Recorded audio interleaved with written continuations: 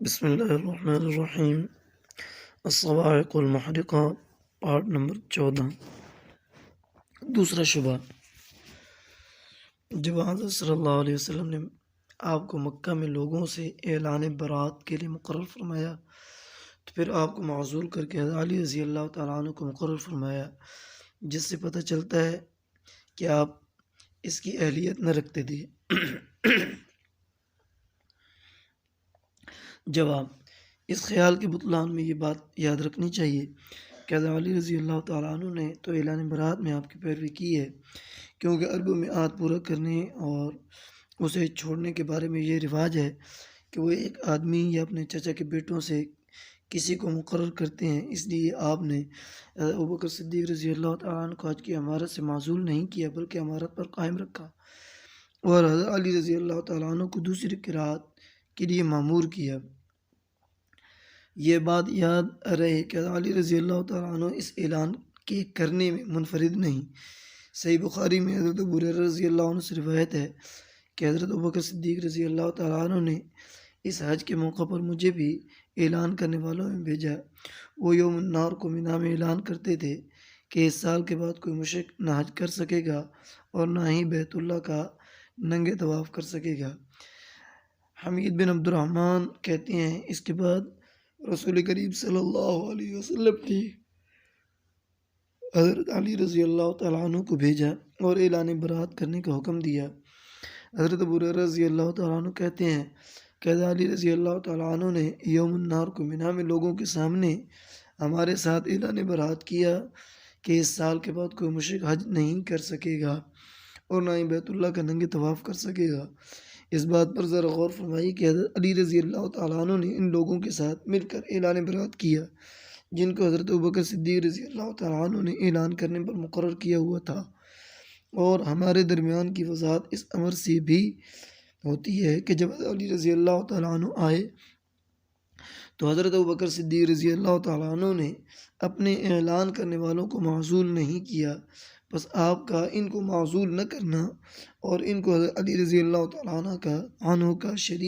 شریک کار بنانا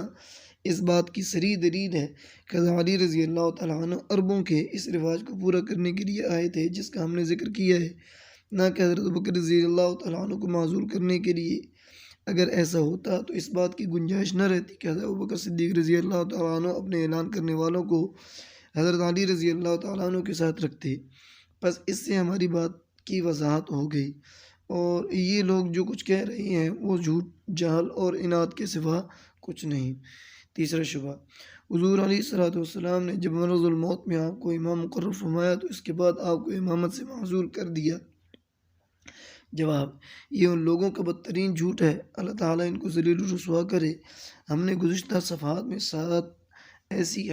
ایسی صحیح اور متواتر احادیث پیش کی ہیں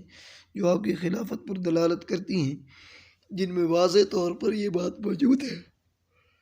کہ آپ حضرت نبی کریم صلی اللہ علیہ وسلم کی وفات تک امام الصلاۃ رہے۔ بخاری میں ہے کہ سوموار کے روز جب مسلمان نماز فجر پڑھنے میں مصروف تھے اور حضرت ابوبکر صدیق رضی اللہ تعالیٰ عنہ انہیں نماز پڑھا رہے تھے کہ اچانک رسول کریم صلی اللہ علیہ وسلم نے حضرت عائشہ رضی اللہ تعالیٰ عنہ کے حجرے کا پردہ اٹھا کر لوگوں کی صفیں باندھے دیکھا تو مسکرا کر تبسم فرمایا، تو حضرت ابوبکر رضی اللہ تعالیٰ عنہ اس خیال سے پچھلی صف میں شامل ہونے گئے کہ حضور صلی اللہ علیہ وسلم نماز میں حاضر ہونا چاہتے ہیں۔ آپ نے ہاتھ کے اشارے سے فرمایا کہ اپنی نماز پوری کرو، پھر آپ حجرہ میں داخل ہو گئے اور پردہ گرا دیا، اور اسی روز چاشت کے وقت آپ کی وفات ہو گئی۔ بس ان لوگوں کے افتراء اور حمق پر ذرا غور کیجیے۔ حضرت ابوبکر صدیق رضی اللہ تعالیٰ عنہ کا حضور صلی اللہ علیہ وسلم کی نیابت میں نماز پڑھانا ایک متفق علیہ مسئلہ ہے، اور اس اتفاق میں حضرت علی رضی اللہ تعالیٰ عنہ بھی شامل ہیں، اور جو شخص آپ کے معزول کیے جانے کا دعویٰ مدعی ہے اس کے پاس سوائے جھوٹ اور بہتان کی اور کچھ نہیں۔ حضرت ابن عباس رضی اللہ تعالیٰ عنہ وغیرہ سے روایت ہے کہ حضرت صلی اللہ علیہ وسلم نے اپنی امت میں سے ماں سوائے ابوبکر رضی اللہ تعالیٰ عنہ کے کسی کے پیچھے نماز نہیں پڑھی، اور ایک سفر میں حضرت عبد الرحمن بن عوف رضی اللہ تعالیٰ عنہ کے پیچھے بھی 1 رکعت نماز پڑھی۔ مگر کوئی شخص یہ نہیں کہہ سکتا کہ آپ نے حضرت علی رضی اللہ تعالیٰ عنہ کے پیچھے بھی کوئی نماز پڑھی ہے، اور یہ حضرت بکر رضی اللہ تعالیٰ عنہ کی فضیلت اور خصوصیت ہے۔ چوتھا شبہ، حضرت بکر صدیق رضی اللہ تعالیٰ عنہ نے ایک آدمی کو جس نے کہا تھا کہ میں مسلم ہوں جلا دیا، اور چور کا بایاں ہاتھ کاٹا، اور دادی کی میراث میں توقف اختیار کیا۔ یہاں تک بیان کیا گیا ہے کہ آپ نے دادی کے لیے چھٹا حصہ مقرر کیا۔ یہ سب باتیں ان کی خلافت کو داغدار کرتی ہیں۔ جواب، ان سب باتوں سے آپ کی خلافت پر کوئی اعتراض نہیں ہو سکتا، کیونکہ آپ صاحب اجتہاد تھے، بلکہ اکابر مجتہدین میں سے تھے، اور علی الاعلان تمام صحابہ سے زیادہ عالم تھے، جیسا کہ اس پر واضح دلائل موجود ہیں۔ بخاری وغیرہ نے بیان کیا ہے کہ حضرت عمر رضی اللہ تعالیٰ عنہ نے صلح حدیبیہ کے موقع پر اس صلح کے متعلق رسول کریم صلی اللہ علیہ وسلم سے دریافت کیا کہ ہم دین کے بارے میں یہ ذلت کیوں قبول کر رہے ہیں،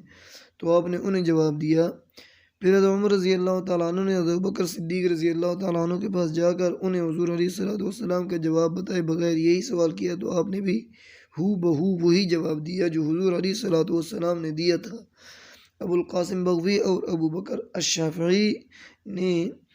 فوائد میں اور ابن عساکر نے حضرت عائشہ رضی اللہ تعالیٰ عنہ سے بیان کیا ہے، وہ فرماتی ہیں کہ جب حضور صلی اللہ علیہ وسلم کا وصال ہو گیا تو نفاق نے سر اٹھایا، عرب مرتد ہو گئے، انصار اکٹھے ہو گئے،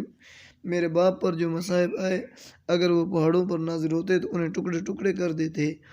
جس لفظ کے بارے میں بھی لوگوں نے اختلاف کیا، میرے باپ نے اس کا سارا بوجھ اٹھایا اور اس کا فیصلہ کیا۔ جب رسول کریم صلی اللہ علیہ وسلم کی تدفین کے متعلق اختلاف ہوا کہ انہیں کس جگہ دفن کیے جائے، تو اس بارے میں کسی کو کچھ علم نہ تھا۔ حضرت ابوبکر صدیق رضی اللہ تعالیٰ عنہ نے کہا، میں نے رسول کریم صلی اللہ علیہ وسلم سے سنا ہے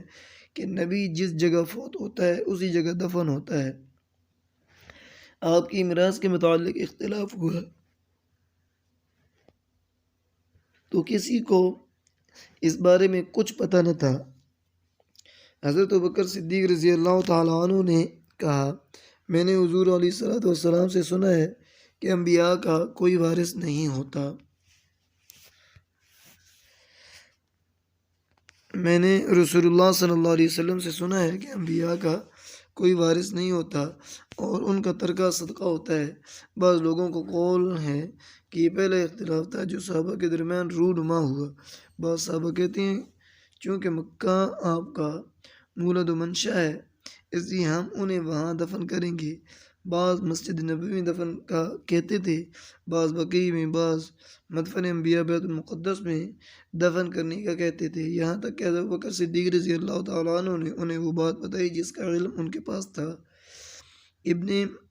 زنجویہ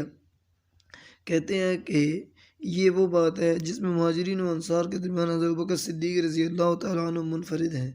اور اس معاملہ میں انہوں نے آپ کی طرف رجوع کیا ہے۔ اور ابھی یہ حدیث بیان ہوئی ہے کہ حضور علیہ الصلوۃ والسلام کے پاس جبرائیل امین علیہ الصلوۃ والسلام نے آ کر اطلاع دی کہ اللہ تعالیٰ نے آپ کو حضرت بکر صدیق رضی اللہ تعالیٰ عنہ کے ساتھ مشورہ کرنے کا حکم دیا ہے،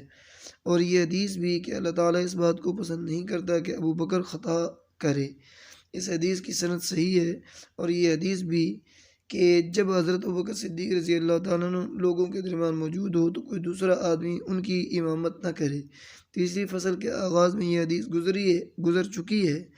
کہ حضرت ابوبکر صدیق رضی اللہ تعالیٰ عنہ اور حضرت عمر رضی اللہ تعالیٰ عنہ نبی کریم صلی اللہ علیہ وسلم کے زمانے میں فتویٰ دیا کرتے تھے۔ نووی نے تہذیب میں بیان کیا ہے کہ ہمارے اصحاب نے آپ کے اس قول سے آپ کے عظیم صاحب علم ہونے کا استدلال کیا ہے، جس میں آپ نے فرمایا ہے کہ خدا کی قسم جس نے صلاۃ اور زکوٰۃ میں فرق کیا میں اس سے برسر پیکار ہوں گا۔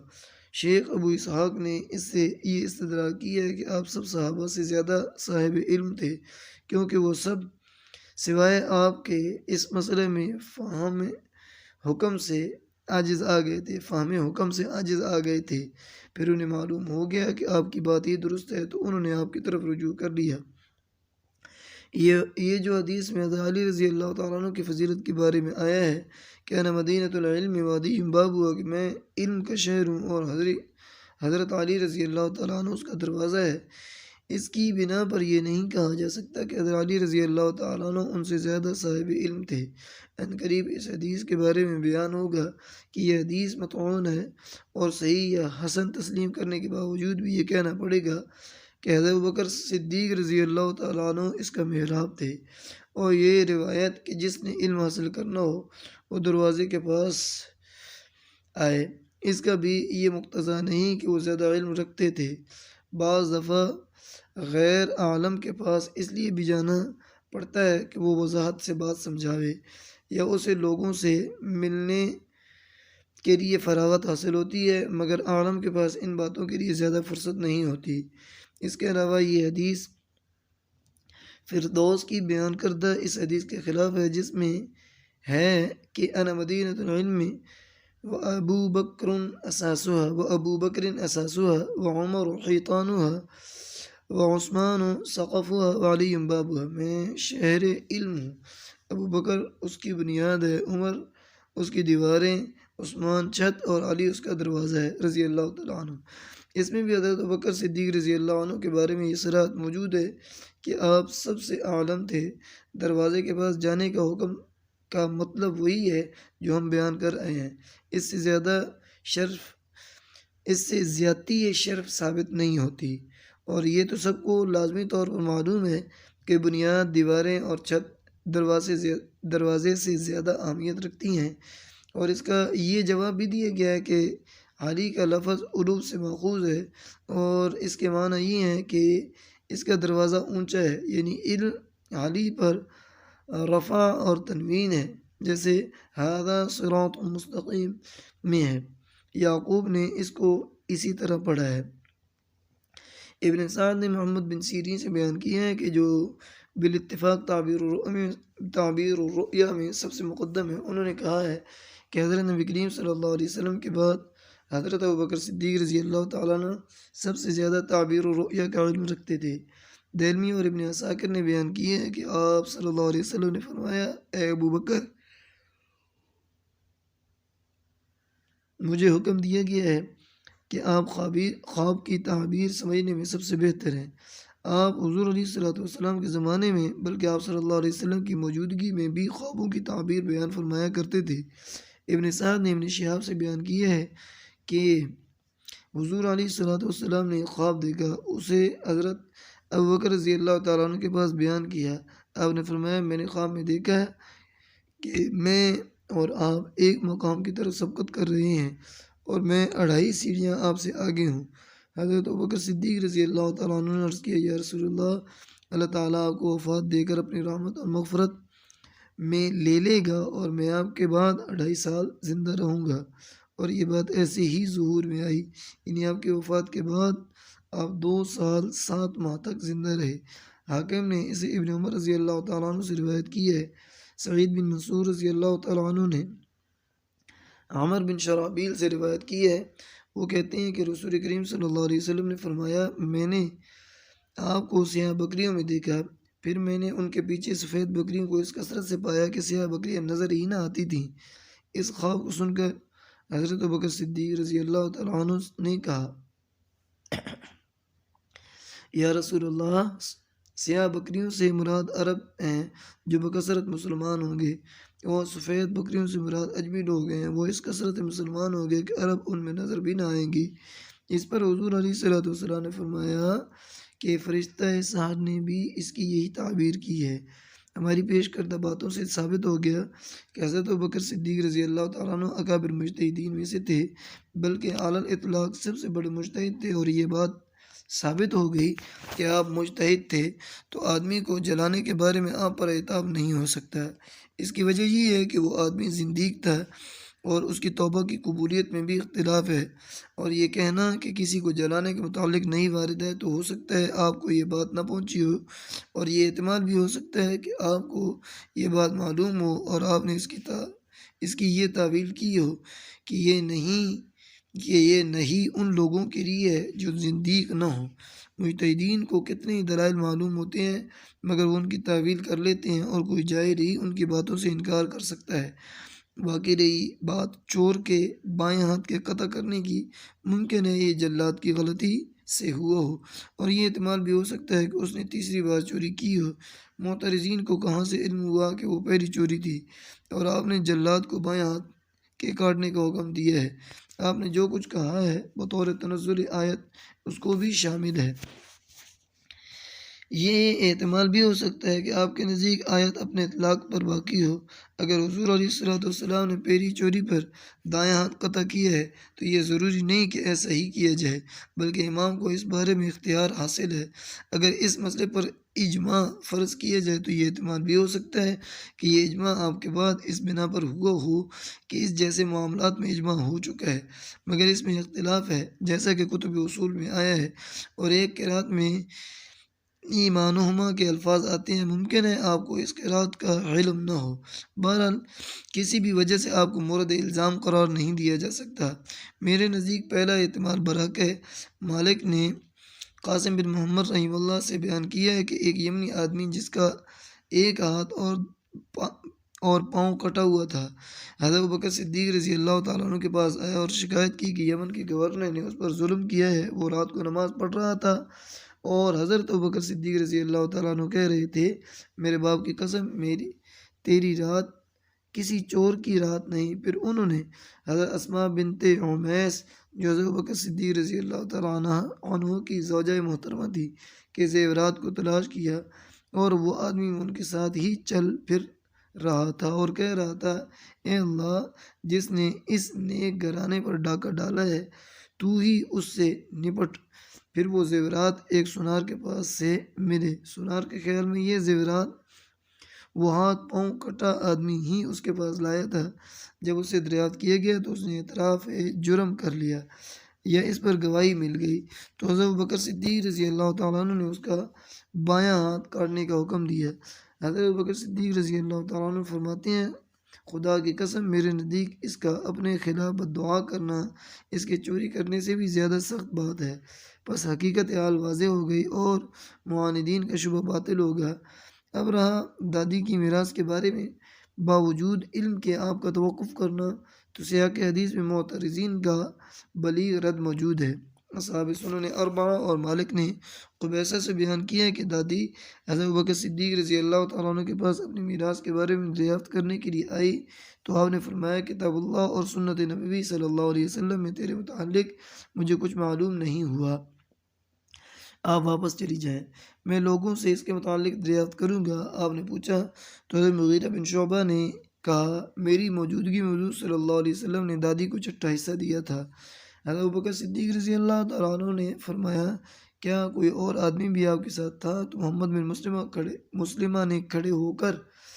حضرت مغیرہ والی بات کہی تو آپ نے اس کے متعلق یہی فیصلہ کر دیا۔ آپ سیاق کلام پر غور کریں تو وہ حضرت ابوبکر صدیق رضی اللہ تعالیٰ عنہ کے حق میں فیصلہ کرتا ہے، کیونکہ آپ نے پہلے قرآن مجید کو دیکھا، پھر سنت نبوی صلی اللہ علیہ وسلم پر نظر دوڑائی، مگر آپ کو کوئی بات معلوم نہ ہوئی۔ پھر مسلمانوں سے اس بارے میں مشورہ کیا کہ اگر انہیں اس بارے میں سنت نبوی صلی اللہ علیہ وسلم سے کچھ معلوم ہو تو مجھے بتائیں۔ تو حضرت مغیرہ بن شعبہ اور ابن مسلمہ نے آپ کو بتایا اور آپ نے اس کے مطابق فیصلہ کر دیا، اور احتیاطاً حضرت مغیرہ رضی اللہ تعالیٰ عنہ سے دوسرے آدمی کے بارے میں بھی پوچھا، جبکہ روایت میں متعدد آدمیوں کی کوئی شرط نہیں، اور یہ بات ہمارے اس بیان کی معید ہے جسے ہم پہلے بیان کر چکے ہیں کہ جب آپ کے پاس کوئی جھگڑا آتا تو آپ پہلے قرآن پاک کو دیکھتے، پھر سنت نبوی صلی اللہ علیہ وسلم پر نظر کرتے، پھر صحابہ سے مشورہ کرتے، اور یہی مجتہدین کی شان ہے۔ کوئی مجتہد اس بات کا مدعی نہیں ہوتا کہ وہ مدارک احکام پر بحث کرتا ہے۔ دارقطنی نے قاسم بن محمد سے بیان کیا ہے کہ اس کی دو دادیاں حضرت ابوبکر صدیق رضی اللہ تعالیٰ عنہ کے پاس اپنی اپنی میراث کا مطالبہ کرتی ہوئی آئیں، یعنی نانی اور دادی، تو آپ نے میراث نانی کو دلوا دی۔ تو حضرت عبد الرحمن بن سعد انصاری البدری نے آپ سے کہا کہ آپ نے اس کو میراث دلوا دی ہے، اگر وہ مر جائے تو اس کا کوئی وارث نہ ہو تو آپ نے اسے دونوں میں تقسیم کروا دیا۔ غور کیجئے کہ کس طرح آپ نے کمال علم کے باوجود اپنے سے چھوٹے آدمی کی بات سن کر حق کی طرف رجوع کر لیا۔